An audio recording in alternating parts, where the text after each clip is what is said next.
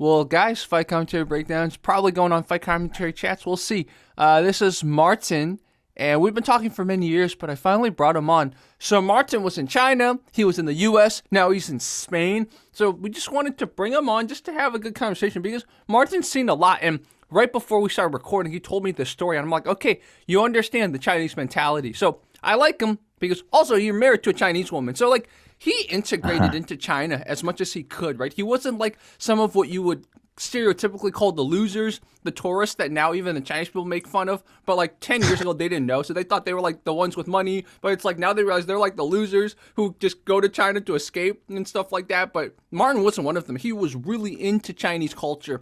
So anyways, I want to bring on Maarten. I don't know if that was a proper introduction, but hopefully we'll get to know you better through this conversation. So welcome, Maarten. Well, thank you. I'm honored to be here. But I do want to correct one point. I was still a loser in China. Oh, The only difference is I was a loser with a purpose. But yeah, I was broke. When I did arrive in China in 2005, I got my salary, my first salary. I got like a wad of cash this big, and I was like, oh, I'm rich. And that didn't last very long. So, what initially brought you to China? Tell me about that. Oh God. All right. Let me go back. Okay. So I grew up in a village in the Netherlands. Actually, a village in the Netherlands and another village in Belgium. And then my family moved to the States to another village. So I grew up in villages, and we played in trees.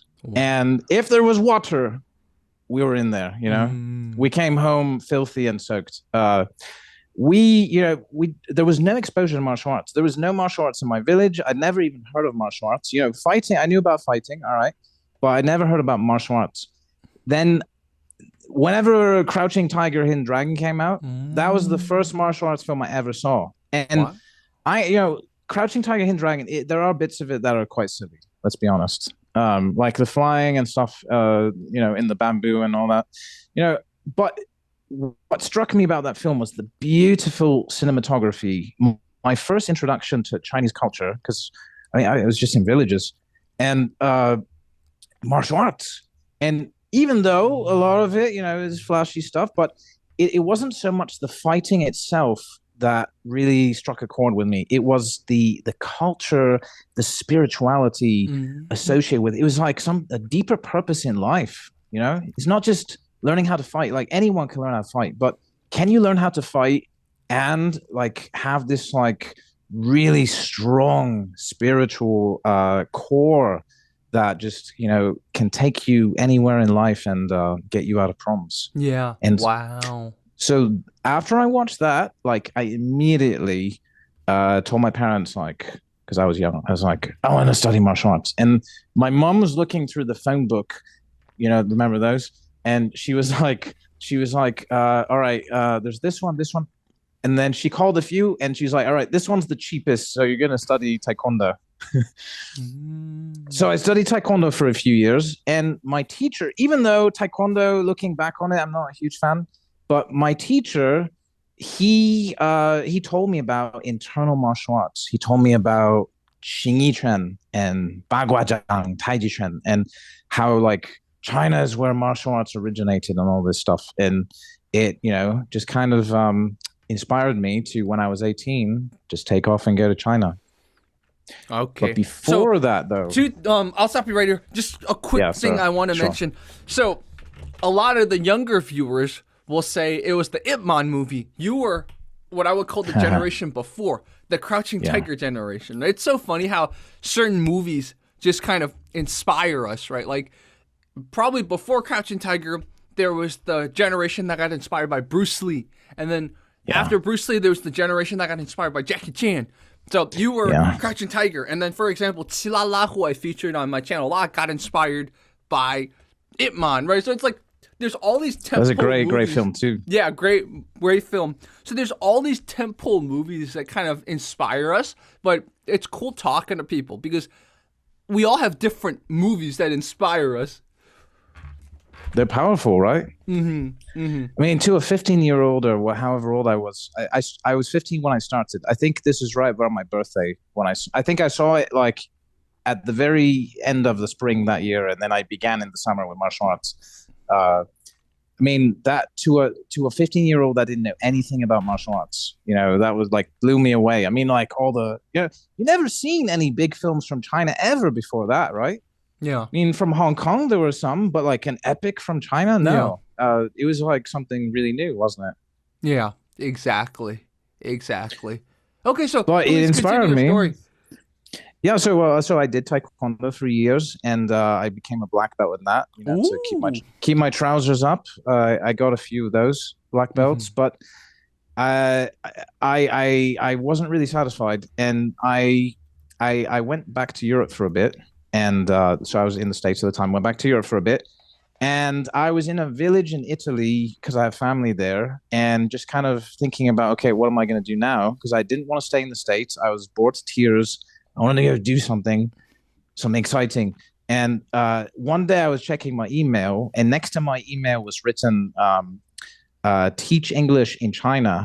And Ooh. before that, I had studied, like, can I go and like go to the Shaolin Temple? Or actually, I was not thinking about the Shaolin Temple. I was thinking about Wudangshan because, that's where all the internal arts originate, silly me.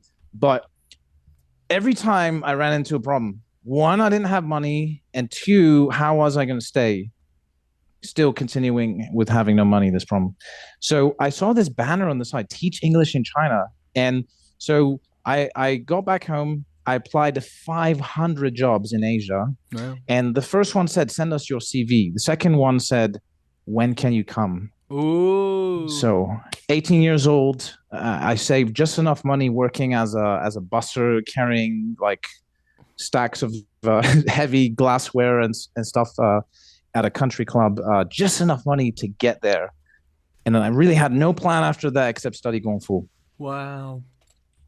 But before I did that, I had actually studied combat Hapkido for a few months because I saw it opened up on my way back from Taekwondo driving. This place opened up at a strip mall. And so I went in one day with my Taekwondo uniform on, not realizing like how arrogant and how much of an ass I was. Yeah. But I went in there and I got to sparring with the teacher. I mean, I'm an idiot, right? Young people, every young guy's an idiot, right? Yeah. And he said this to me. I'll never forget this. He said, "See this mat in the center of the room? I'm only going to submit you. I'm only going to throw you and choke you out, submit you on this mat." And I was like, "All right, just stay away from that mat." Yeah. So Yeah. we got on a ready stance, and I kicked him in the face. And I remember this. He was like, and then he was like, "Kill mode activated." And he proceeded to absolutely destroy me for like an hour straight. Wow. Every time he got me back to that mat and really humbled me. So with that ass kicking in mind, I now went to China in search of real Chinese martial arts. Wow. Which I did not find. I did not find them. Wow. I did not find them, Jerry. Let's talk about this combat Hapkido incident for a little longer because I'm curious about the atmosphere. Was he teaching classes when that happened, or was it just you and him? No, he was teaching a class. So I fell in line, still wearing my uniform. Uh-huh. I mean, that was the only like training clothes I had. So, but in retrospect, like I was the biggest ass for doing that with my black belt and everything. And all the other students are like, look at this guy. But in retrospect, that was a terrible, terrible idea. Mm-hmm. But you know what? I actually ran into that guy again because I went back after 11 years in China. I went back to America and I was in law enforcement for a year. And when I went through the police academy, he was one of the instructors. Wow. Yeah. And I was like, oh my God, you are the guy that gave me the most brutal ass kicking that like gave me the reality check that I needed. And he's like, I remember you. You were such a little ass. What? That's hilarious. Wow. So, and then he used me as his dummy for the next few weeks. To bring it back to old times again. No, but it was great though because now I could do all the break falls and everything, and Yeah. I was just a great tool to Yeah, that demonstrate makes on. sense. So that I meant had it when coming. you I deserved first it. sparred him, Maarten, you didn't even know how to break fall properly? No, because it's taekwondo. Okay, so I just That's have to that's ask one of this the because problems. One of the many problems taekwondo with training taekwondo. varies, right? So like some Sure. taekwondo schools, I'm sure they learn how to break fall, but I guess your taekwondo school, did you get your black belt very soon? Kind of was it that type of taekwondo school? It took me 3 years, Okay, okay, that's about but the standard, thing, right? 2 to 3 years is about when a lot of taekwondo schools give their black belts. yeah, but look, the thing with taekwondo is this: it's the rule set. So for me, every martial art is defined by its rule set. If your rule set sucks, then the martial art's going to suck Yeah. because when you fall back on your training when you fight, and if your training is to not be aware that anyone can grab your legs and throw you, and you don't know how to properly fall, which you will fall if you kick high all the time, Yeah. Yeah. it's just brutal. And the amount of effort that I put into that black belt, the first one and the second one, uh, it didn't matter because at the end of the day, I could have done anything and still got my black belt. Mm, It's one of those. You know what wow. I mean? So you were a second dan when that sparring session happened. Yeah, but I wasn't prepared at all. Mm-hmm. Mm-hmm. But Wow. but you know what? I got my ass kicked and I picked myself up and got my ass kicked again for an hour and I still continued because it wasn't discouraging enough. Wow, that's amazing. Somehow. Were Somehow. all the students watching? Uh yes, I believe so. And then when they left, I continued to fight with him. Wow. Wow. That Well, shows the kind of fight. grit that you have, man. That's why you kept with your journey, right? You're just like, I just want to keep going. I mean, I don't know, Jerry. I don't know what it is about me. There's Mm-hmm. something wrong, something broken in my head or something where I would get my ass kicked and be hurting like fucking limp back home, right? Yeah. And I was like, wow, that was great. Wow. Wow. That's But amazing. it didn't. You would think after that I would suddenly get really good, but no, it took years after that because I'm a tall, lanky guy, or I was more lanky then. But I sucked, Jerry. I sucked so bad. Like I had to start not from zero, but from like negative numbers to Oh, like just to bring correct myself. some like habits because you're so tall, kind of thing.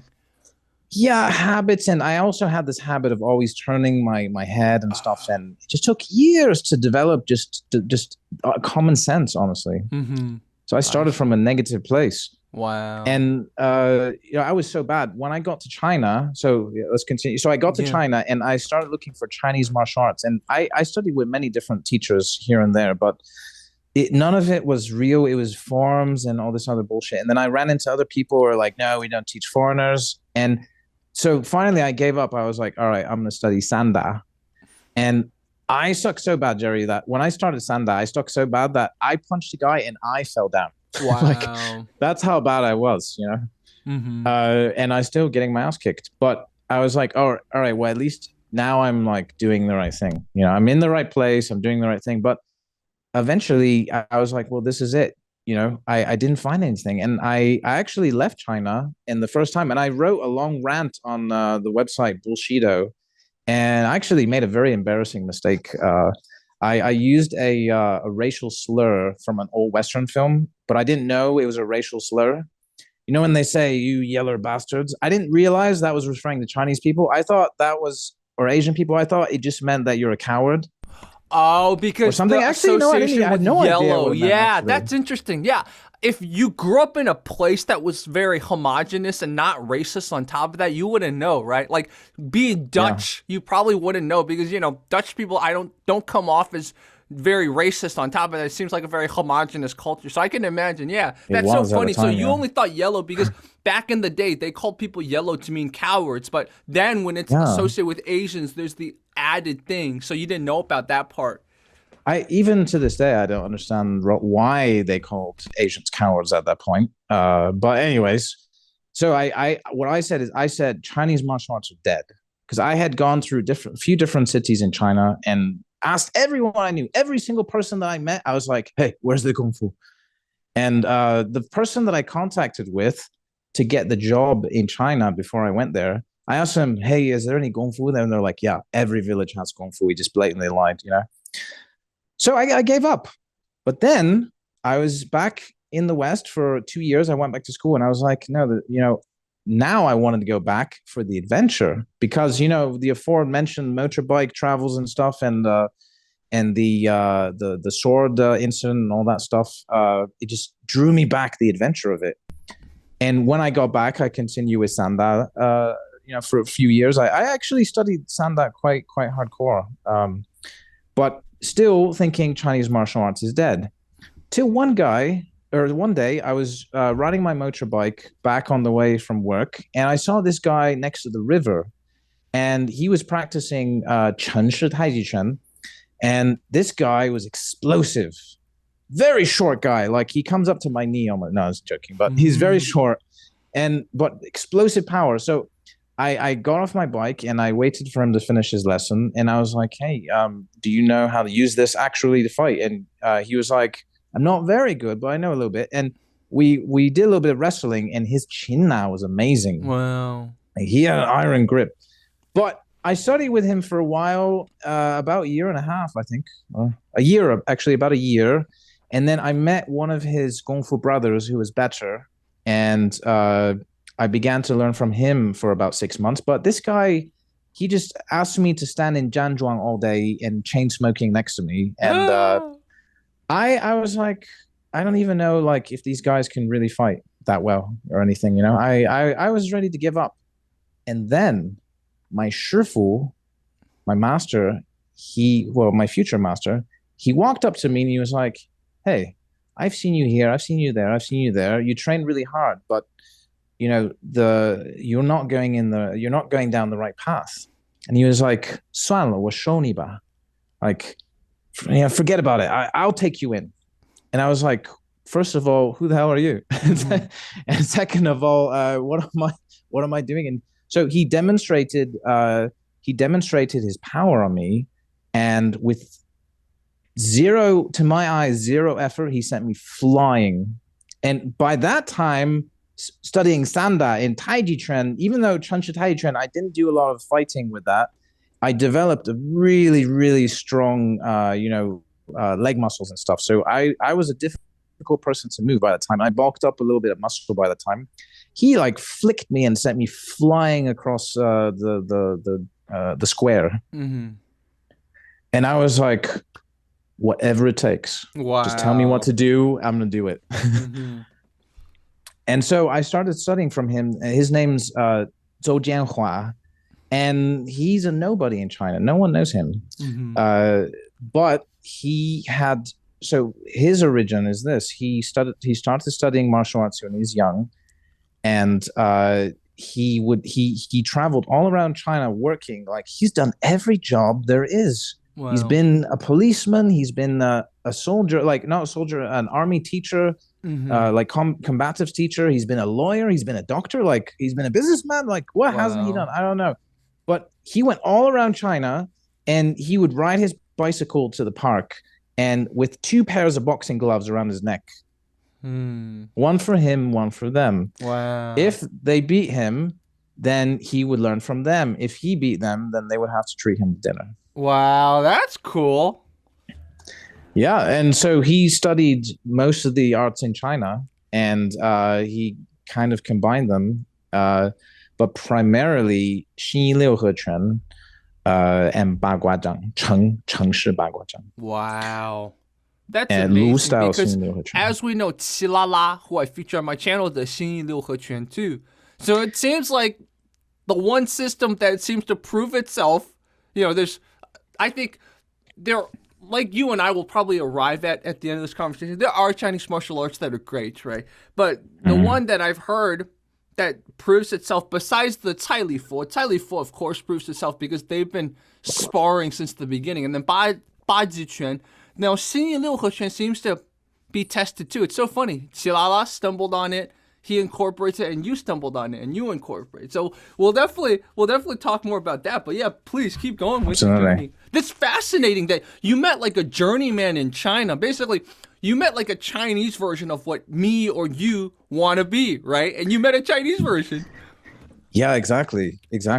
I mean, this guy, like, you could picture him, like, walking into town and with his boxing gloves and like, this town ain't big enough for the two of us. Like, Yeah. we're gonna have to. It's gonna have to come to fists. Yeah, but no, he's a great guy. Very very humorous guy. Very respectful. The opposite, like you look at him walking down the street, you wouldn't know that he could fuck you up, honestly. Wow. You wouldn't know it. But Mm-hmm. when he gets you into his kill mode, which I call his serious kill mode, you're like, okay, all right.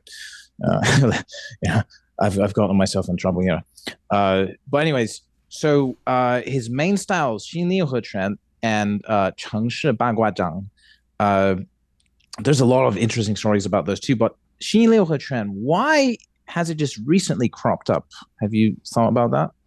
Um, yeah, I don't know. The only thing I can think of is partly through Chilala, but the other Well, thing in I can think China of, though, not yeah, in the West, but in exactly, in China. China. And the only thing I can think of is potentially some movie came out, but again, so you tell me, please.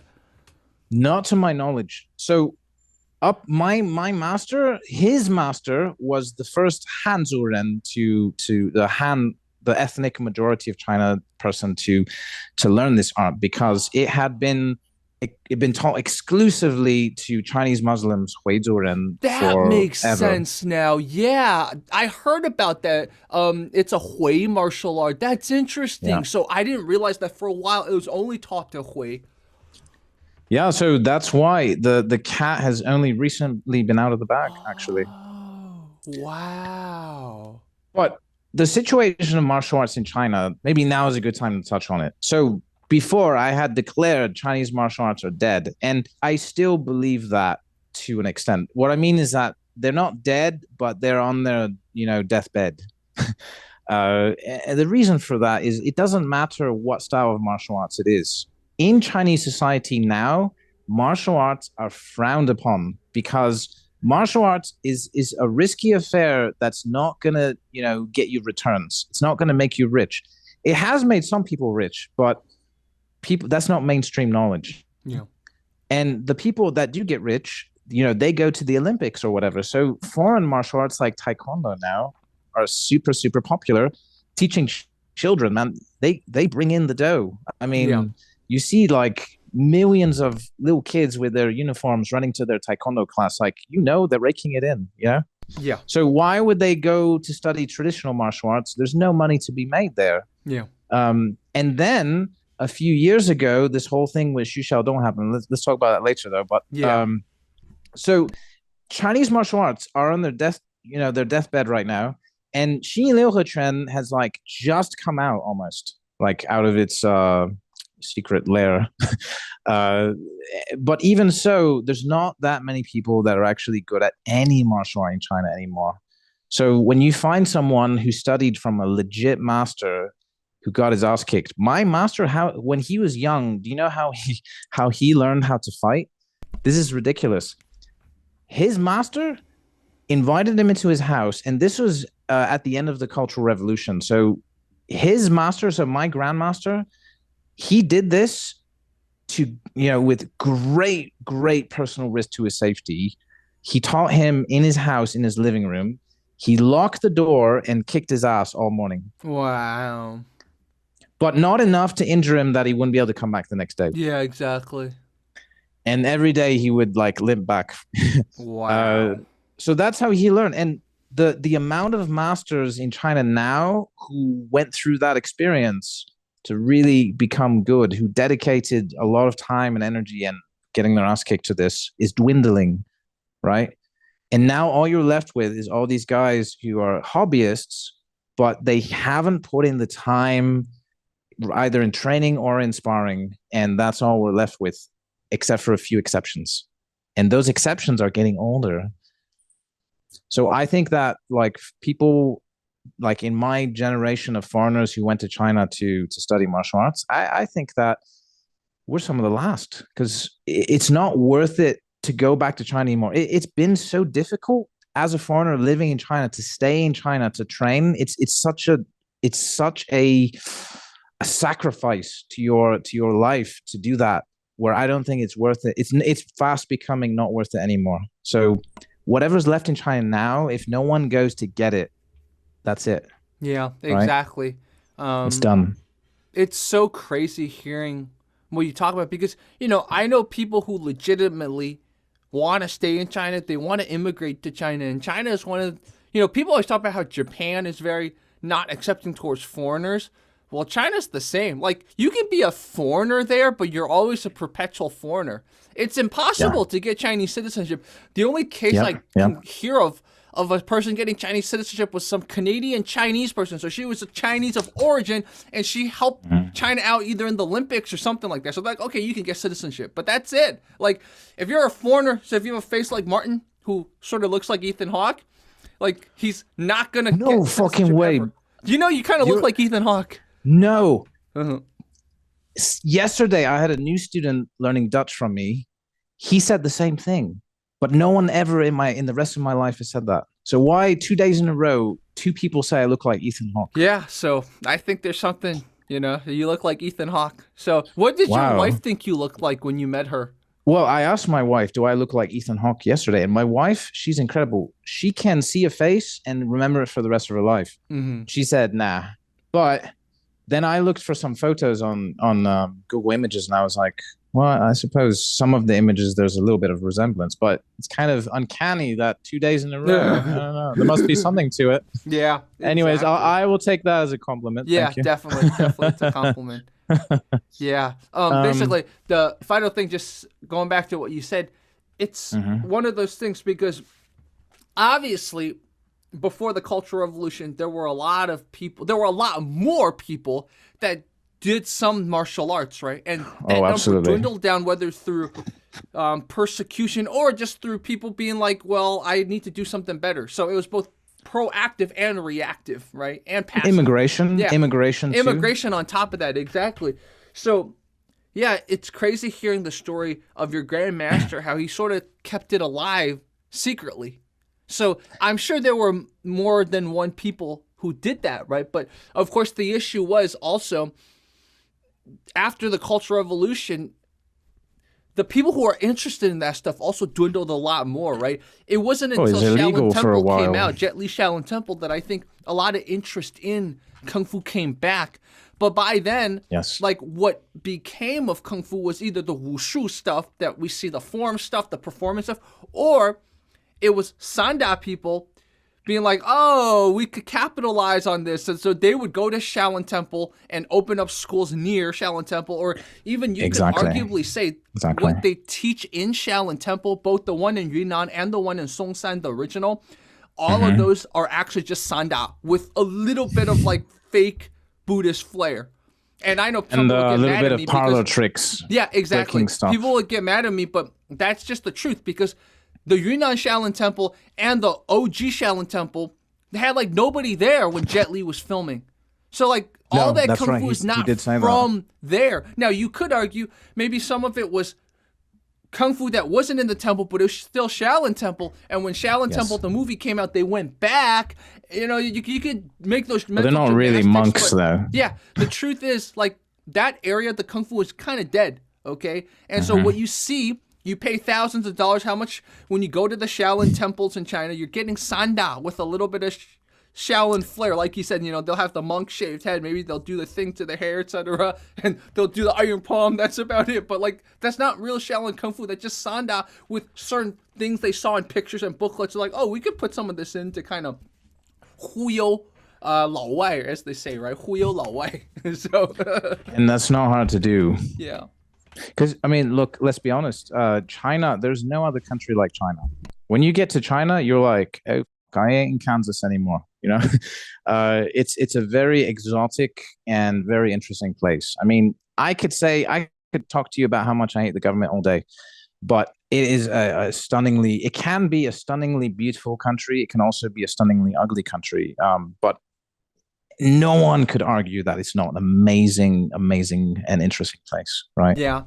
And The deeper you dig, the more you find it's very fascinating. yeah, The China. So and happy that think I that's chose where it over China, Japan. India kind of it's sort of the same vibe, right? You go to India, it's the same thing. China too. The more you stay there, the more you appreciate it. You're like, man, there's so much I just didn't realize existed. Like the movies, the stereotypes don't do it justice at all. Like certain countries, I think you go to, the stereotypes almost do it justice. Of course, every country has more than just the stereotype, but certain countries, you're like, okay, I see it. Okay, it's just these things, these 5 things, and then I sort of got 80% of the country. But in China, it's like, it's not just 5 things. You think about the 5 most important things, and then you only get like 10% of the country. You expect fortune cookies, and I didn't see one. Right? You're like, your expectations go out of the window like the first 5 seconds in the country. You're like, oh, what have I gotten myself into? I mean, the foreigners that go to China, I mean, they really only stick to a few cities. And if you go anywhere out of there, you're on your own. You better know Chinese too. Yeah. Not only do they not know Chinese, but any English translation doesn't make sense. That's what happens when you go to cities that are outside of foreigner hubs. Like, to anyone watching this that gets inspired by me, or hopefully you get inspired by Maarten, just remember, like, a lot of foreigners don't just stick to certain cities. They stick to certain areas in China. Like, China's a safe place. Like, it's unsafe in the fact that sometimes you'll get swindled, but since they got very good gun laws, and most cities have knife laws, like, your chances are you're not going to get robbed or abducted or anything. Just don't be stupid, right? But, like, you could go around anywhere in the city. So, like, any time of the day, too. That's what's so irritating to me. Like, you're in a country that obviously has put a lot of work into safety, and as long as you're not walking around drunk or walking around saying, like, F the government, you're fine. So go explore. Wait, hold on. I actually did that, though. I did. Oh, tell me, please. Well, I mean, anyone who would listen, Honestly, look. I mean, for me, the biggest issue that I've had with China, 2 issues: the environment and the destruction of its own culture. Yeah. And I ranted and raved about it. Anyone I met, I was like, "Look, I love China, but you don't. Why don't you take care of your country? Yeah. Look at this river, this toxic sludge river."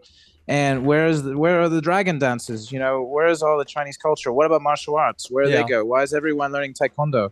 I asked these questions, and okay, I didn't walk around yelling on the streets, but certainly I made it known what my opinion was. But I never paid the price for it. I think, though, nowadays, maybe I would.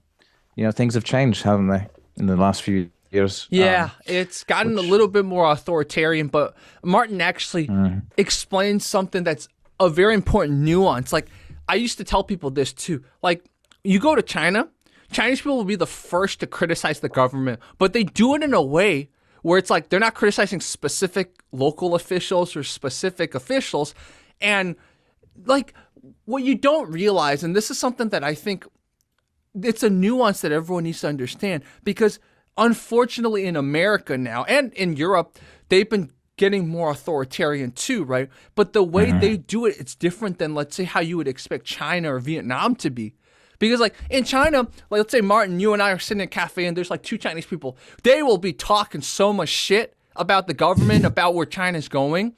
But, like, nobody cares, right? Because they're not they're not advocating for anything. With this face, though. Yeah, like, they're not advocating for anything. And 2, they're not naming specific officials, right? That's the key. So you can talk as much shit. Don't be like, I'm gonna walk in a city hall, like, take hostage. Don't say stupid stuff like that. And also don't be like, this official is stupid. Like, I mean, you could do a little bit of that. Like, my point in saying this is that at least when Maarten and I were in China, people weren't like, right? That's the common stereotype. Yes. People very open. It just.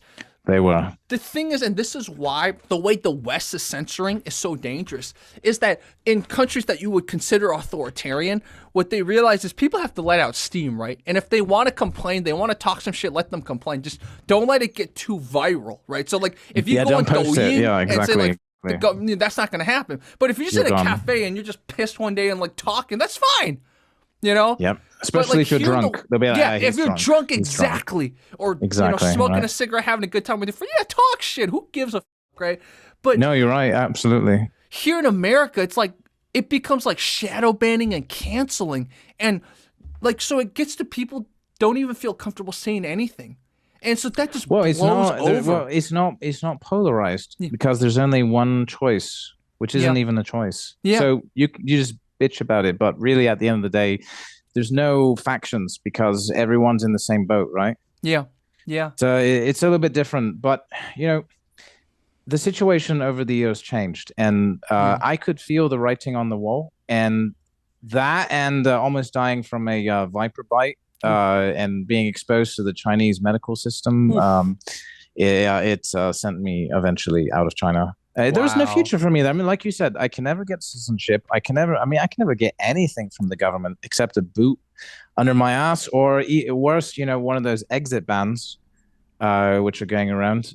So I knew that my time was running out, and that's why I studied martial arts. When I found my master, I studied with him for years, 5, 6 days a week, 5 or 6 hours per day, because I knew that this was it. My window of time was running out. I had to leave, get on with my life, you know, my personal and professional life, and I was sacrificing too much by staying there any longer, and then it was actually becoming more dangerous. Yeah. Yeah.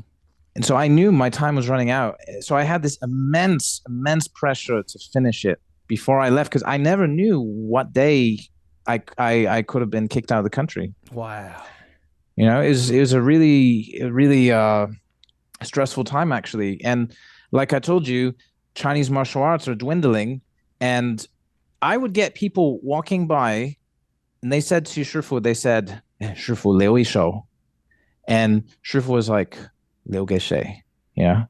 He told me, you know, this guy walking by, translate. He said, you know, don't teach him everything. Like leave something. You know, my master's like, leave it for who?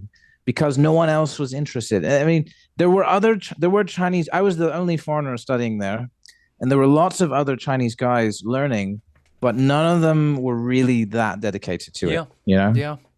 they would come and they would go, and I was the only constant for a few years. Yeah. Wow. And So I was his plan B. mm-hmm. He said, if everything's lost in China, you take it out of China and my art will go on. Wow. That was his plan. Then a little while ago, he said to me, and this is after I had my injuries, he said, well, you're my plan A now. Wow. And I was like, well, that's a lot of pressure. Yeah. Because when I first met him, he took me up this mountain.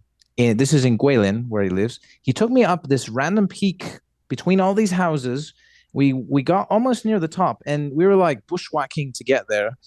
And we found his master's grave. And he showed me on his grave was written a little summary of his life. And then there was a list of all his masters before him and then all his disciples. And my master's name was on there.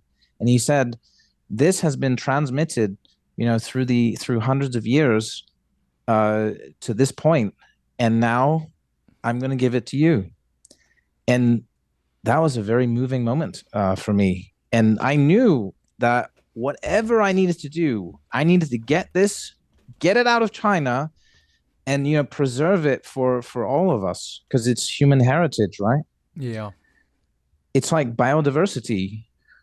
We have to protect biodiversity around the world, you know, the animals and plants, because we don't know what use they could have for us in the future. Yeah. There may be like a cure to cancer or something, right? Yeah. And with martial arts, we want to preserve that diversity of martial arts, because there's some skills that it's taken generations and generations and generations to develop. And just like that, due to neglect, they can be gone forever. Yeah. Yeah. Yeah. The way I say it in support of what you said is, you know, everyone thought the UFC proves everything, which the UFC is a good testing ground. But like Maarten says, there's also rules on top of that. But the UFC is a good testing ground for what works and what doesn't work.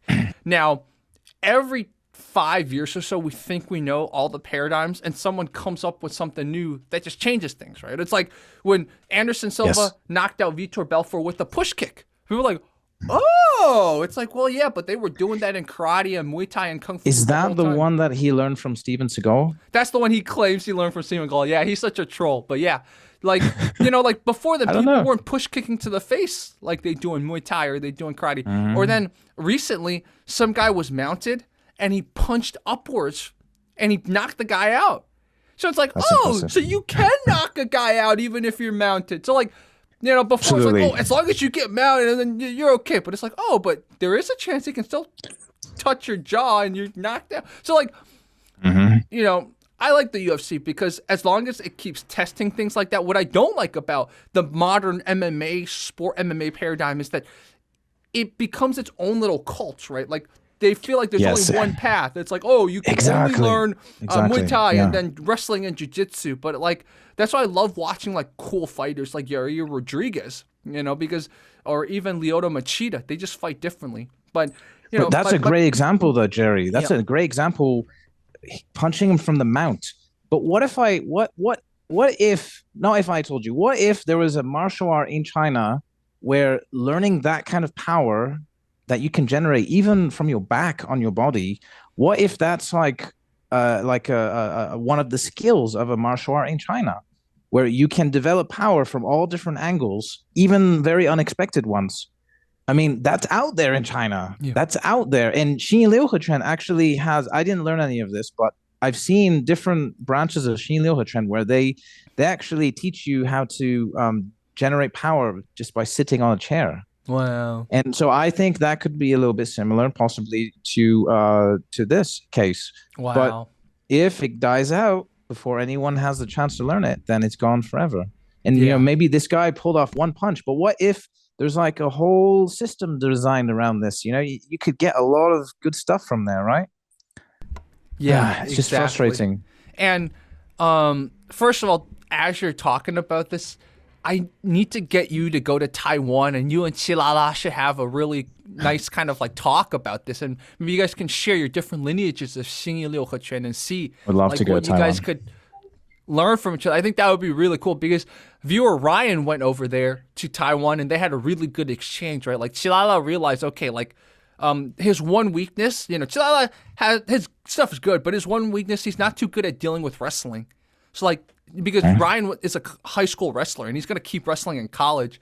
So like that type of wrestler pressure, it's hard. Even if you have the good root and the good base and everything, it's still hard. Wrestler gonna pick you up.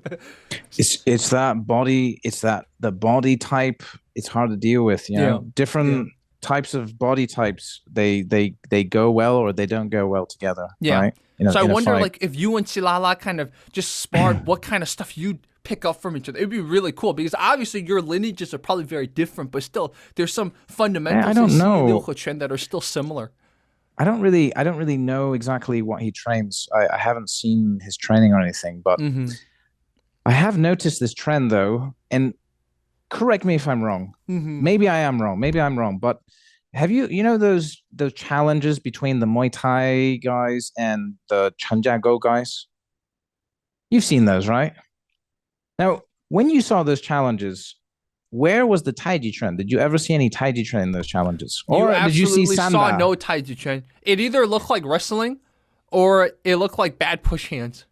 Well, no. I'm talking, well, to me, it looked like Sanda. And Sanda is a legitimate martial art. I don't want to say anything bad about Sanda or Taijiquan, Muay Thai. Both of these are extremely great combat sports, but they are not Taijiquan. Yeah, right? Exactly. And one could argue, well, yes, they did all the forms and the power generation. That was Taijiquan, but they use it through regular boxing techniques, But I'd have to feel it to know if that's true. But I suspect it's not. Yeah. I suspect that they just got a bunch of guys who are already good at Sanda and maybe taught them, a flourish or two, and then send them out to beat these Muay Thai guys to attract more attention for more people to come and learn. Yep. But the thing is that what makes a martial art a martial art? It's the techniques of that art. Otherwise, it's just fighting, right? Yeah. It's the techniques, it's the training methods, but different techniques look different, don't they? But lots of people make this argument, everyone only has two fists and 2 feet, and everything looks the same. That's a crock of shit. Because what I learned does not look like kickboxing. Sure, there are overlapping things about it, but it does not look like kickboxing because the techniques, the power generation, there's nothing similar to kickboxing. So I just don't understand how these people that claim to do so A and B and C martial art, I just don't see it because I don't see them using the techniques. And if they're not using the techniques, then can we really say it's that martial art? I don't think so. My opinion. Yeah. What do you think? That's a really good kind of point of contention / debate, right? Because I've definitely gone back and forth about this too. Like, I definitely seen exactly what you're talking about. Like the Tai Chi people, the Bagua people, and then they go into the ring, they look exactly like kickboxing. And then I've supported them in their claim that, look, if through a different set of training method, you still look like kickboxing, you're still doing Tai Chi, you're still doing Bagua, but then supporting what you said, I've seen people who, when no matter if they put on gloves, whether small gloves, big gloves, they're in a ring or in a cage, they look like Kung Fu people. So I'm like, okay, so like, where do I stand on this? Because on one hand, I get it, exactly like I said, Maarten, the training method, the culture, whatever, and then you put on the gloves and then maybe you'll just sort of look like a kickboxer. But then you see other people and they put on the gloves and they don't look like kickboxers. They look like they're doing what you stereotypically call Kung Fu. So then it's like, where do you cut the line, so to speak, or set the boundary? Be like, that's not Kung Fu anymore, right? It's you can combine traditional martial arts with Sanda, right? Yeah. But that doesn't mean that there's nothing left of the traditional martial art. Like if all you had was like your hard Shaolin training going upside down on the stairs of the Shaolin temple up and down, you know what I'm talking about, crawling and stuff and carrying water jugs and stuff. If that's all the Shaolin trend that you've done, you don't use any of the techniques. Why wouldn't you just go to an intensive workout, gym somewhere? Yeah. Yeah. It's not really that different except that you are in the Shaolin temple, which is really cool. Yeah. Yeah. But like you mentioned, it's not even real. So at the end of the day, then you're just doing kickboxing. Yeah. But you just happen to get your strength in a kind of more exotic way, which sounds cool. Yeah, exactly. Here's my theory, though.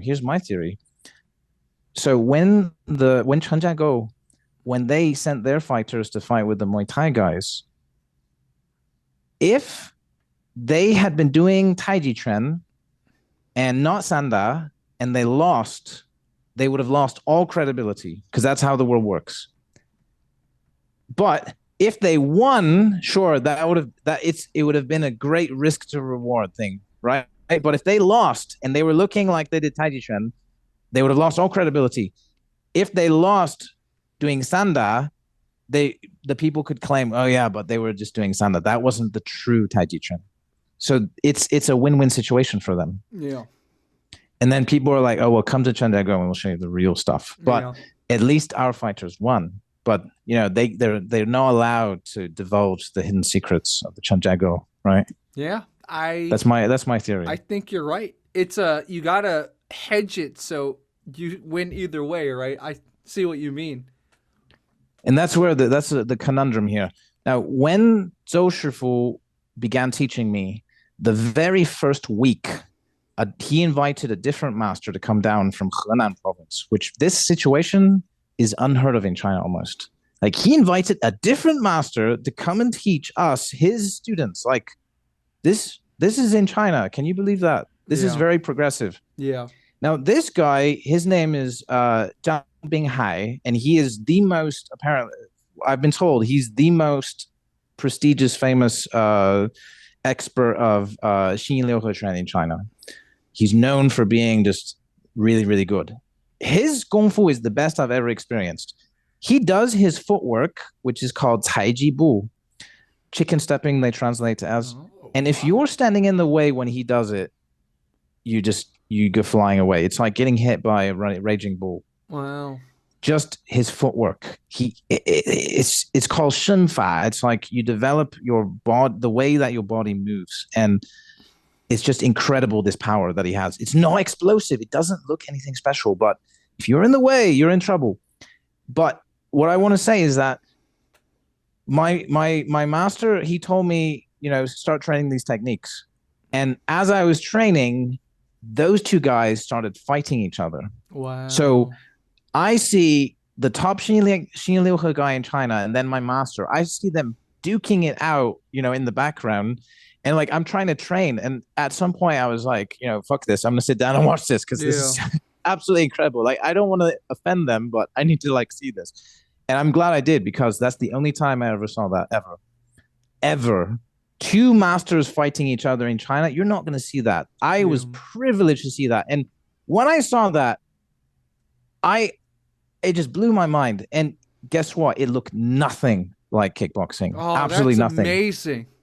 It looked nothing like it. It was absolutely incredible. And these guys were going at it. And the next day, Zhang Binghai lifted up his shirt and showed a palm imprint on his right here, the Ooh. imprint of my master's palm, which that's called Shuai Bei Shou. And you learn this incredible power. And his hand imprint was there. And he was like, "Ooh, he got me really good that time, but they're friends, Yeah. Did you get footage of this? Fuck no, I didn't. Oh. I mean, when you're seeing this, is your first instinct like, all right, this has got to be on YouTube, Yeah. No, I was humbled, and I was look, as a foreigner too, when all this stuff is going on in China and I'm training hard every day, like the last thing that I wanted to do is waste precious time to start filming stuff. So when I finally did get around to filming stuff, like I just didn't really have anyone to film with anymore. And so it's kind of an issue. These guys are very secretive, but to their students, they're extremely generous. But so at that point, I knew like, okay, my master, I already felt his power. Now I've seen him in action. Whatever he tells me, I'm going to do. And so when he told me to do 50, I did 100. And he came early to the park, which I always learn in parks, different parks around the city, because he liked to shift around just because he got bored, which is cool. But he told me like be there at 7 o'clock in the morning, and so I would get there at 6 and I would start training. And then one day he said that he secretly came early and he already saw me there at 6 training, and he was like this guy's really dedicated, and I'm going to teach him everything. But he has so much knowledge that teaching me everything is impossible. Like I can't accept all that knowledge. There's just too much, But anyways, I was really happy with the situation. Then finally, I was ready to leave China just about. Like I got to a stage where I felt like I can't stay anymore. It's getting too difficult.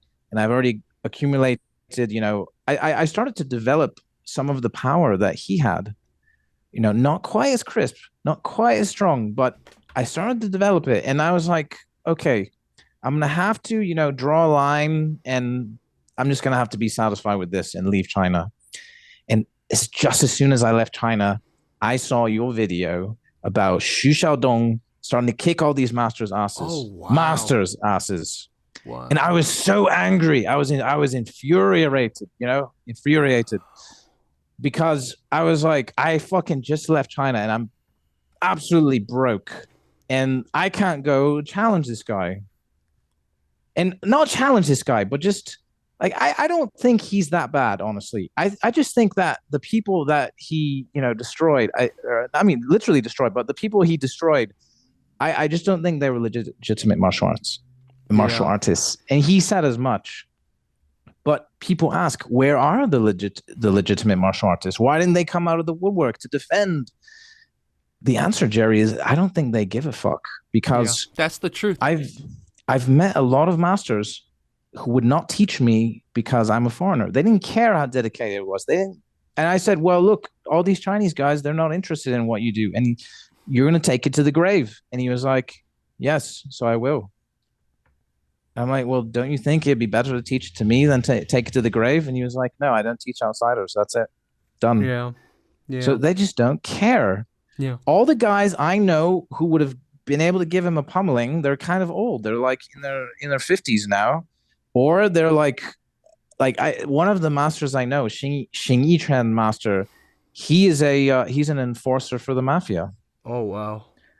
Seems like a really nice guy, but I wouldn't want to cross him. Yeah. But he's an enforcer for the mafia, so how good can he be? I don't know. He doesn't care about this stuff. He's busy kicking people's asses in the alleyway, Yeah, But exactly. I care about it, Jerry. Yeah. I care because when I get out of China now, before I went to China, people are like, "Yeah, China, Kungfu." Now I leave China and everyone's like, "No, Kungfu sucks." I'm like, "What did I just do in China for 11 years then?" Yeah. You know?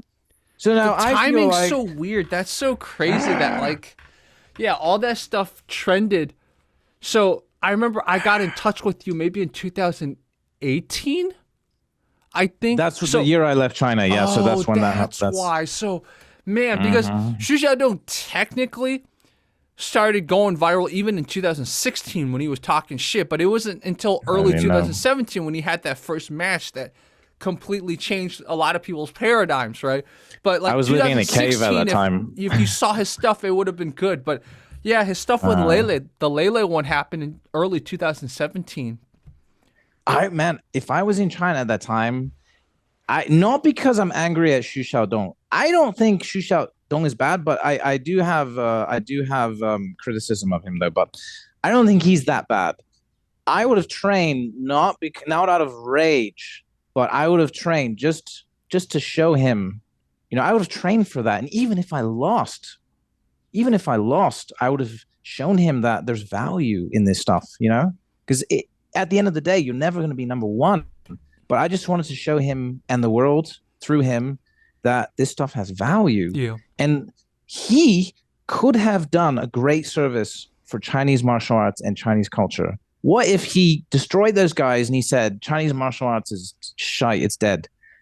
But then what if he secretly started finding like legitimate people and said like, "Hey, will you agree to spar with me?" And I'm not here to embarrass you or anything like that. I just want to show to the world that all those masters are fake. We got rid of them. All right, now let's bring the real guys to the forefront before it's too late. What if he did that instead? What if he contributed, positively to all this? What a different world it would be, right? Yeah, exactly. And maybe he has tried to reach out to other masters, Yeah, that's but true. I like don't you said, know. we don't You're right. know because the You're right. vibe he puts on is definitely like he's decided, right? He's like, okay, well, there's all Well, these he has fakes. an I gotta agenda beat all the too. fakes. But He has like you a said, he a has an lot of MMA gym criticism though, of right? him, Martin, is that he purposely handpicks the real fakes, right? Right, Like right.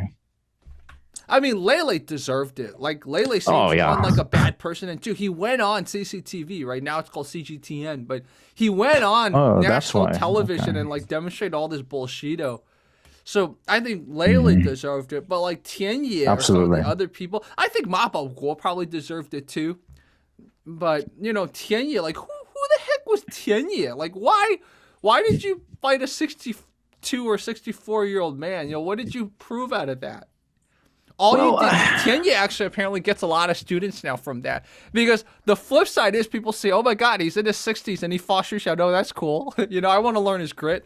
It's like they learned the wrong message from that fight. It's like, no, he's a fraud. But, they saw that Xu Xiaodong took it very easy on him. But they still, people mhm. who don't know fighting are like, oh my God, he lasted 2 rounds. so, Yeah, that's So I discouraging. think I you mean, like there's a lot of you bullshit in you China. went a step backwards with that fight. I think Xu Xiaodong and his fight with Ding Hao was pretty epic, right? Him and then the one armed boxer beating the Wing Chun guy. But again, it's like Yeah, but yeah. yeah, like think about when Ahu was that By the way, Ahu got disappeared from Chinese social media. He's not there anymore. I think he pissed off someone. Who was that again? He's the Muay Thai fighter that beat up a lot of traditional martial artists. He was like Xu Xiaodong but light. I call him Xu Xiaodong light. Like he never talked shit. He never kind of made it available or he never gave reason to be censored. So like his matches were hilarious and he was much smaller. So like half the time he would be fighting bigger. Like he was smaller. He'd be fighting bigger kung fu people and he beat them. But like Ahu recently disappeared from Chinese social media, so I don't know if he It's pissed someone impressive off. that Xu Xiaodong didn't disappear, honestly. Yeah, exactly. I mean, Xu But Xiaodong did disappear from Chinese social media, but for a he's little still bit. active on WeChat and YouTube, right? But Ahu completely disappeared. Like I had all That's his what accounts. I was happens. trying to check up on him, and Ahu completely disappeared. So I don't know what happened, but yeah. It's My point in saying infuriating. this was that if Xu Xiaodong initially took the Ahu route and just like took on people, didn't talk too Quietly. much trash. Mm, Like people can make mm-hmm. their own extrapolations, right? Like Ahu never Yes. said Chinese martial arts was ineffective. He just kept beating up. He beat up Ding Hao too, right? He beat up Ding Hao, but Mm-hmm. he beat up Ding Hao more decisively because Mm-hmm. Xu Xiaodong was much bigger. Xu Xiaodong grabbed his shirt and everything, right? Ahu was Mm-hmm. much smaller and knocked Ding Hao out with a head kick, right? Ahu Yeah. beat up a Tai Chi guy. Ahu beat up other like Ahu did it well until I don't know recently what happened. Maybe he did something and now Ahu's not there anymore. But like Xu Xiaodong just Yeah. had to like say all this other stuff. It's like, come on, Xu Xiaodong, like you understand where China is. Like you could have taken a different route, and like you said, Maarten, maybe even been like, okay, well, I heard there's a master here. We're not gonna go challenge him. We're just gonna go sit down and talk to him. Like if Xu Xiaodong Well, went that maybe what route, about challenging his top student or something? Like, yeah, let's say yeah, he's a geezer now. yeah. What's the point? But maybe his top student, maybe he has a top student who's legitimate. Like, look, my master, we got challenged all the time. Oh yeah, that's something Wow, cool I should tell you. So wow. I've never been in a martial arts tournament in my life. Why? Because when I was young, I studied taekwondo and my parents couldn't afford it. So that was out of the question.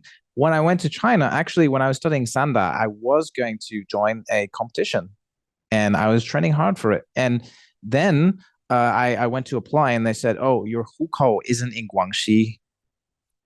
And I was like, you realize I'm, a European, right? They're like, yeah, your hukou's not in Guangxi. I'm like, I don't have a fucking hukou. This is probably the only country with this kind of crazy system. Japan, And I'm not, believes it or not, has something similar. really, does Only it? China and Japan has the system, because Wow. Japan is sort of Make, semi-derivative from Chinese culture, so that's why. So Japan must has be a a similar system. must be a Confucian thing. Yeah, I don't know, but regardless, that was really infuriating. And but then later, I was able to join a like non-sanctioned tournament, and I was like, yeah, that would be a great experience. But then my Sanda coach, he was like, don't do it, and I was like, why? I mean, this would be great, right? And I can even earn some money. He's like, yeah. So here's what's going to happen. They're going to find a guy. There's two situations could arise. One is they're going to find a guy who outclasses you so bad, absolutely destroy you, and say like, "Oh, China's great and foreigners suck," or they're going to ask you to purposefully lose. And so I ended up not going, and I kept training for years and years, and eventually I'm in my 30s already. So I just kind of missed the boat. But throughout this time, random people would show up. And especially when I was training in the parks for about 5 years, random people would show up like every few months and be like, I challenge that foreigner. Like, I'm gonna teach this foreigner some Kungfu, you know. and and I agreed to it, Jerry. I don't know what I was thinking. I agreed to this shit. And one time this guy came and he was like, I challenge, and then he pointed at me and then he was like, oh wait, shit. And then he pointed at literally the shortest guy in our group, and he got his ass kicked so bad by him. It was hilarious. wow. But I got challenged in these park fights by just random people, and some of them ended up being psychos. And I survived that. So I think that's worth something. But Yeah, now wow. what I'm hoping to do now actually is to I would love to get some guys who already have a little bit of fighting experience and get my hands on them for a few weeks and teach them some stuff and then send them back out. Mm, Man, that would be exciting to watch, see yeah. if they can make use of it. um So let's talk about. So okay, you left China and then you went to the police academy and you were also trying to yeah teach kung fu on the side. Tell me about those days because I know those days were sort of like a. Would you call them like a low in your life or it was just kind of a transition point? Tell me about that. yeah, it was a real low in my life. But one more thing about China though before I Mm-hmm. left. So I went to my wife's hometown in Heilongjiang, in I call it Chinese Siberia, and we were training in negative 30-degree weather. But I studied a bit of Xingyi Quan there, but I got kind of uh, fed up with no one wanting to spar with me. So I found a group of boxers who were boxing in the park every morning at like 5:30 in the morning, and or was it 4:30? I don't remember. Really, really early in the morning. It took me like an hour to walk there. and it's like negative 30 degrees. It was so cold that even wearing two pairs of long johns and then two more layers on top of that, after 2 hours I had to quit because my fingers and my toes were freezing, even sparring and all that stuff. Like Wow. it was ridiculously cold. But every day, Sanda guys, boxing guys, MMA guys would be shitting on me every day, like, oh, traditional Kungfu sucks. And every day I gave some of these guys an ass kicking. And every day they would say, oh, you're good, but, uh, Chinese Kung Fu sucks. And it's Wow. like, you're Chinese, like I keep having to defend myself every damn time because all these, modern Kung Fu guys, they're like, you suck. Your stuff sucks. Even if I kick their asses, it doesn't matter. So it really annoyed me. So being annoyed already began before I left China. Excuse me. Um, so I got to America and I was like, you know what? I'm going to put my skills to good use. I'm going to Mm-hmm. become a policeman. And I was like one of those super cop guys, and my colleagues ended up hating me and trying to stab me in the back. So I quit after a year. And martial arts, I tried like everything to spread the word. I went to different schools and all this stuff, and no one was even interested. I didn't even get very far. My last year in China, I dedicated to study swordsmanship, Mm. and I got really good at that. I believe that I am the only person of my generation that has any skill in fighting in the two-handed saber. Uh, Mm. I think it's gone already, but then I injured my hands, and I stopped training that. But I just had no success. I was in the Midwest, and this one guy, a Vietnamese guy, he traveled all around the Midwest. He said that it was a Kung Fu desert. Wow. He said that there's no one out there, and everyone was just interested in riding their John Deere lawnmowers like 3 times per week to mow their 10-meter square garden or lawn. Yep. So I didn't have any success. And then I injured myself, and I went through a really dark period. And I also before that, even before leaving China, I actually lost my first daughter, and just all of this stuff just it almost destroyed me, mate. Like I was in a dark place, and but I kept training, and I just focused and got through it. Right? It's a martial arts is a it's a great thing. It's the older I get, the less it is about fighting. Even though I have that, I also have all this other great stuff that comes with it. Right? Yeah, exactly. So It's worth you have something. Dutch EU citizenship? Yeah, that's right. Okay, so that makes Yep. sense. So it was easy to come to America. And your wife's Chinese, right? But she now has Yeah. EU citizenship too? No, so we stayed in America long enough for her to get an American citizenship, and then we Oh, came over look at here. that. So are you a You dual know, citizen too? I am, yes. Wow, congrats. So that makes sense. Thank That's you. why you guys could go to Spain now. Yeah, so but when we came to Spain, there was no plan, martial arts wise. It was a very practical decision based on other aspects of life. Learning Spanish, for example. Uh, I didn't want to learn or have my daughter learn a language that I feel, wouldn't bring a lot of opportunities to her. So Yeah. Spanish was not a tough choice. But the climate here is great, and I think it's conducive for training, but I still don't really know. I've been exploring Spain, trying to decide on a place to settle. Hmm. So I haven't really scoped out the martial arts scene too much yet, but I'm planning to begin teaching soon Wow. again. But Wow. actually, that brings me to a point. I have been working since I left China to take everything that my master taught me and kind of to what's the word? Not streamline it, but just get the essence of all of it and put it into this really tidy package. Because you know what, Jerry? Between when I went to China and when I left China, I think that interest in martial arts has really been dwindling, even in the West. And I just don't. I frankly, I think people are too lazy, or maybe not lazy, but just not dedicated enough to anything anymore. anything, doesn't matter what it is. And to get someone to like dedicate years of their life to something, I don't think it's really a selling point anymore, right? Like 3 years of standing in Mabu, like that's not gonna happen. People are just like, fuck it, and then it dies out. It's not gonna happen. So what I've done now is, and I recently consolidated all this.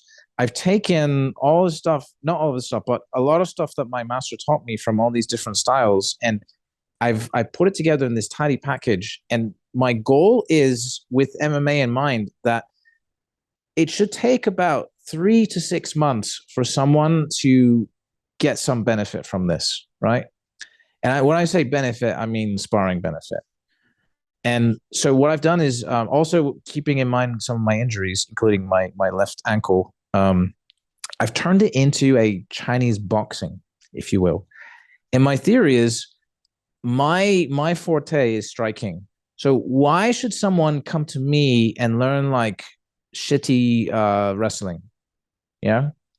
Like my art is mainly a striking art. So why not just only make it a striking art and they go to someone else to learn wrestling? Like, I don't care, right? It makes sense to me, especially in MMA nowadays. You have to be well-rounded. So why come to me for something that I'm not good at, but come to me for something I am good at, right? And get something in a reasonable amount of time and then move on. And then it will proliferate easier that way as well. Don't waste your time. I don't want to waste my time. I spent years wasting my time. It took me 7 years in China before I found my master. 7 years. I wasted my time. I could give someone that in 6 months. Would they be a master at it? No, but they could come back sometimes and let me check on their improvements, right? And so I just think that traditional martial arts need to change to reflect, the modern situation, but not give up what makes them effective. Does that make sense? I think you muted yourself. Oh, it looks like I did Yes. mute myself. Yeah. Yeah. But yeah, I think you're doing a great thing. And you know what I would say? I just look forward to see more footage of you, whether in Spain or whatever. Like, I want to feature you more. So I appreciate when the it. time comes, man, please send me footage. I would love to see, because I don't know what martial arts is in Spain. I assume because Taekwondo is in the Olympics, probably there's Taekwondo schools in Spain. But I walk by a Muay Thai gym. so there's Muay Thai yesterday here too. morning. Okay, Yesterday morning.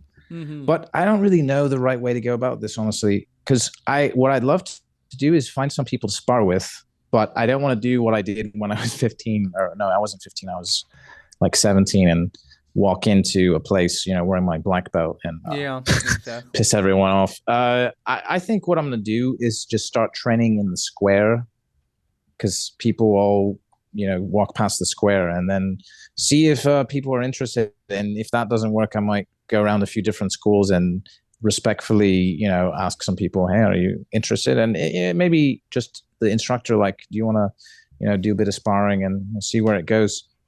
Zhou Shifu, actually, he's planning to come to Europe in a few months, only for a few months, but he wants to come back and live in Europe. So I would maybe consider, I told him maybe, we could do a seminar circuit or something. That'd be amazing.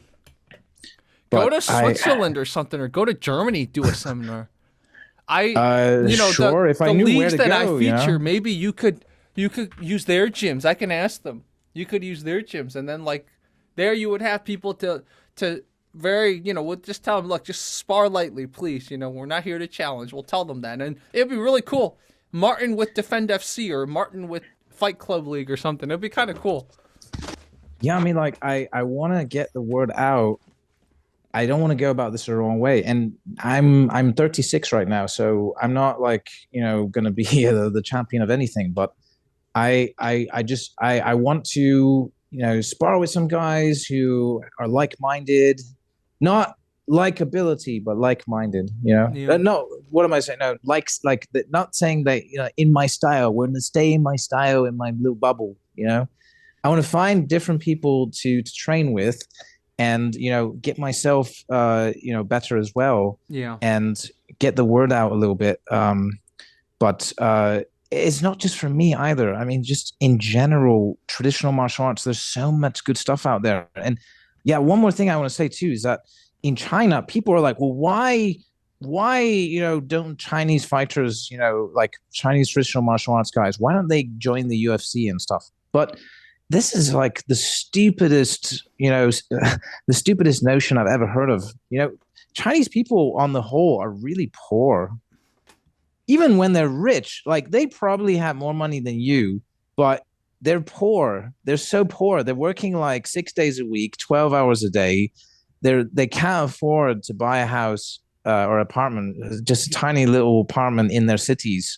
And they certainly can't afford, they don't even have the idea of going to like do something like this. And then there's the Cultural Revolution that killed like so much appetite for, I like, no one wants the limelight because that's how they see you and shoot you. Does that make sense? Yeah. Yeah. So from that situation, and then now I'm in the West, and I feel like the only way for me to prove its effectiveness is, but for me to like join the UFC, and I've got a few injuries, and I'm just past my prime. Honestly, I I'll got be an honest with you. idea. So I featured this Wing Chun guy, really cool German guy. Let's have you meet him. He's super cool. You guys can meet up and do a video together. Like, Where is he? his name is Till. So I'll have to connect you. Are you on Instagram, by the way? Since recently, yes. Okay. So I will get back on Instagram soon. I deleted the app for a few days, so I'm taking a break from it I for don't a blame while. you. I don't blame you. Yeah, but once I get back on, let's add each other on Instagram. I mean, we have each other on WhatsApp. Let's add each other on Instagram. I'll connect you with Till. That could be a perfect collab for you because he's very Where's he open-minded. from? He's German. He's Swiss German, I believe, or German. I don't remember.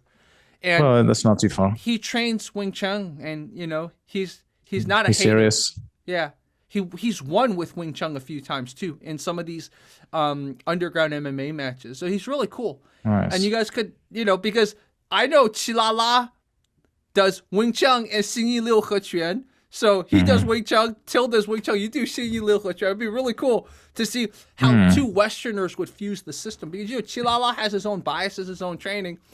What's to say you guys can't come up with something really cool too? Yeah, I mean, I think that the Chinese thinking is a little bit different than Westerners. We're especially Germans, and I'm Dutch, so we're like Germans with humor. Yeah. But that's a joke. Well, kind of. But we like are very serious about systemizing stuff, Yes, and the Japanese are as well. That's why communism came out of Germany, right? Like it's so funny.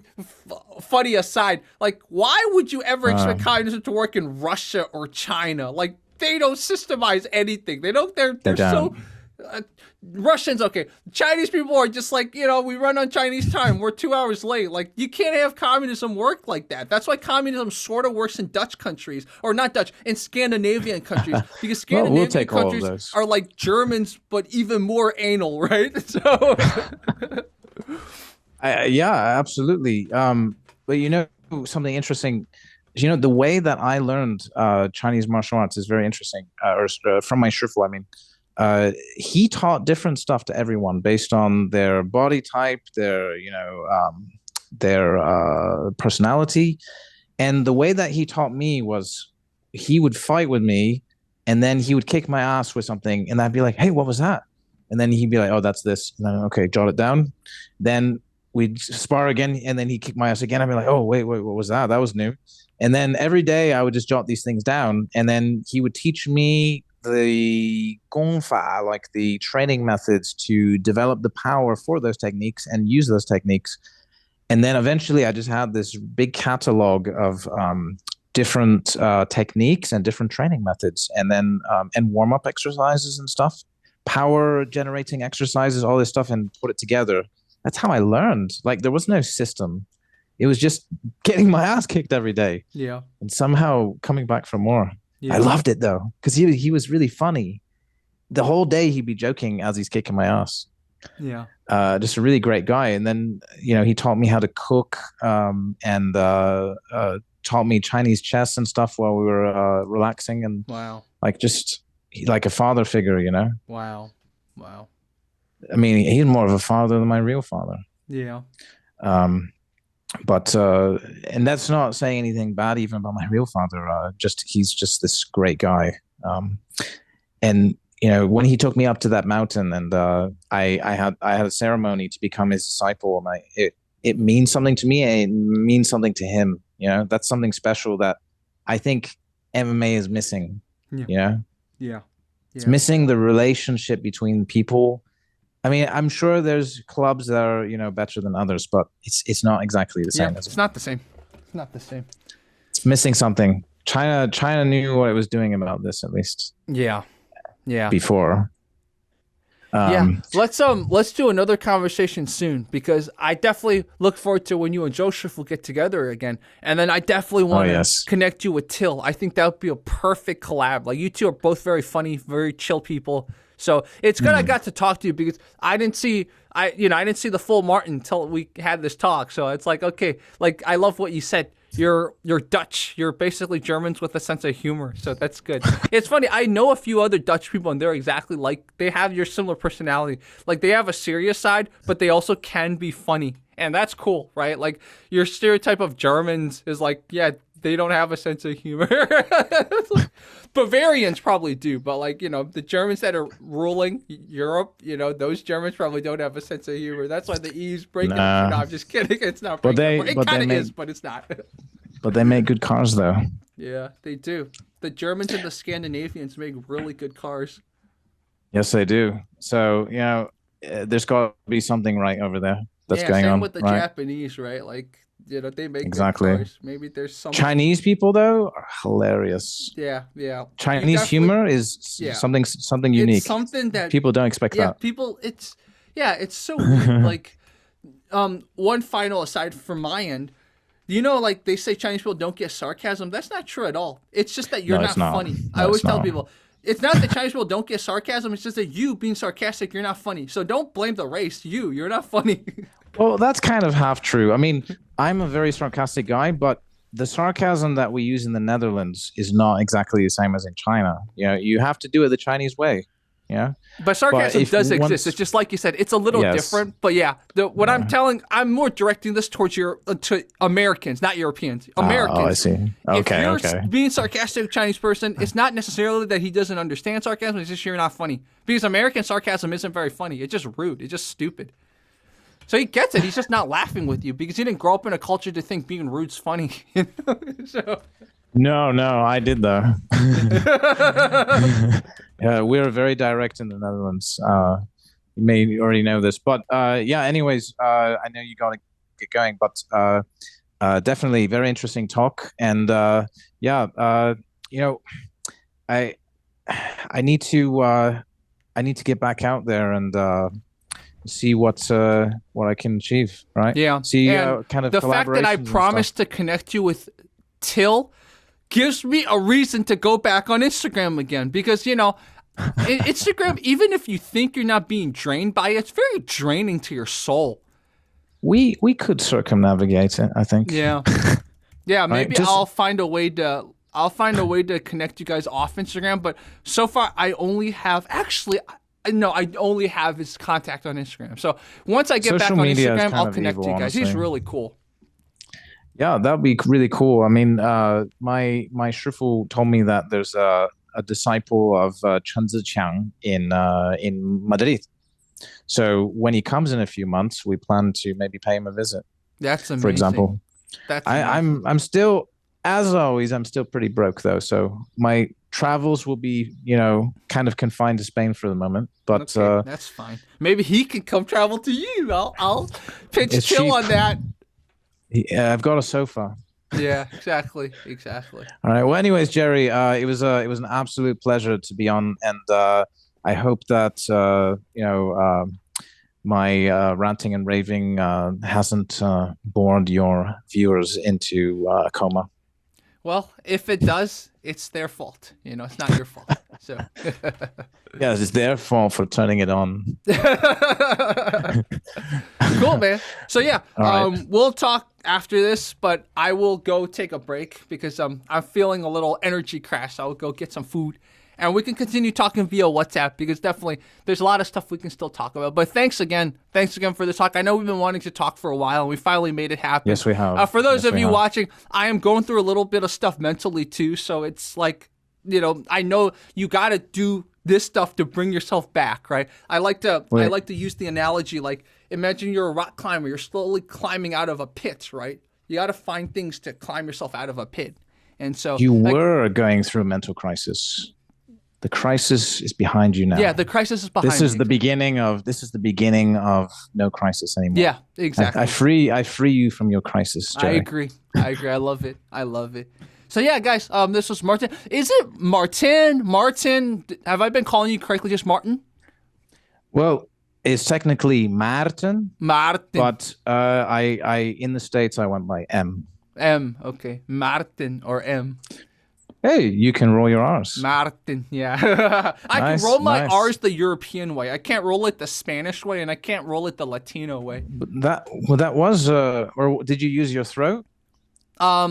Did you say Maarten or Maarten with your tongue? With my tongue. Maarten. That's it. You got it. You got it. But my tongue's Nice. actually too big for my mouth, so that's why I can't roll it repeatedly. I can only go one, but I can't like go. I can't do that. Well, in my name, that's all it needed. Yeah, Just once. Maarten. Nice. Well, thank you for getting it right. I appreciate that. Awesome. All right, guys. All right. Fight commentary breakdowns. Fight commentary chats. Talk to you soon. All right. Bye. Take care. Cheers. Bye bye.